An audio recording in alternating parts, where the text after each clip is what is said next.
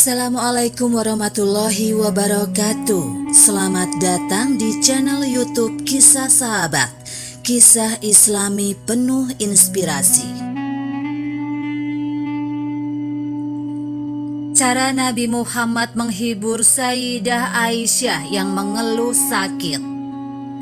Nabi Muhammad memiliki sifat lemah lembut kepada istrinya. Nabi Muhammad SAW terkenal sebagai suami yang lemah lembut dan sayang terhadap istri-istrinya. Beliau pandai menghibur orang-orang yang dia sayangi, seperti istri-istrinya. Dikisahkan M. Hussein Haikal dalam bukunya Sejarah Hidup Muhammad, pernah suatu saat Nabi Muhammad SAW sedang dalam keadaan sakit yang belum begitu parah.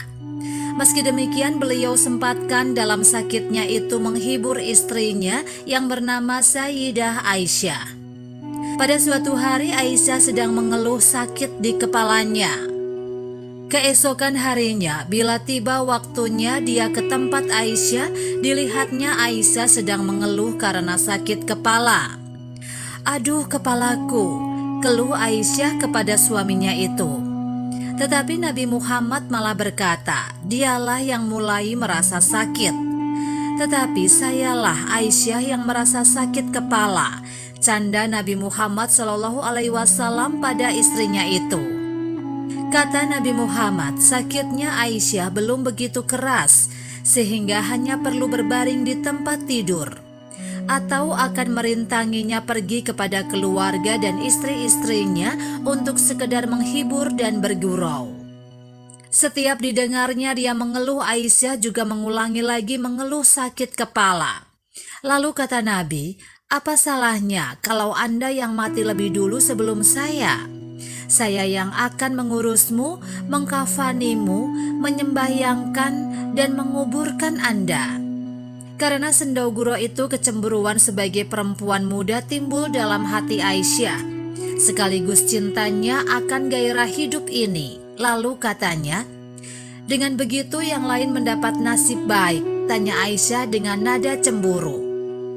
"Demi Allah, dengan apa yang sudah Anda lakukan itu, seolah Anda menyuruh saya pulang ke rumah, dan dalam pada itu Anda akan berpengantin baru dengan istri-istrimu."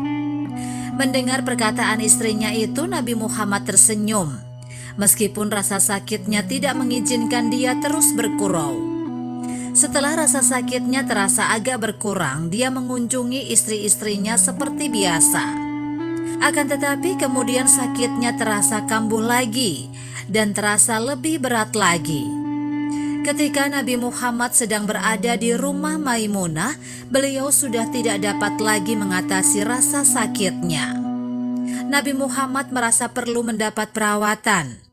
Ketika itu dipanggilnya istri-istrinya ke rumah Maimunah. Nabi Muhammad meminta izin kepada mereka, setelah melihat keadaannya begitu, supaya dirawat di rumah Aisyah saja. Istri-istrinya mengizinkan beliau pindah.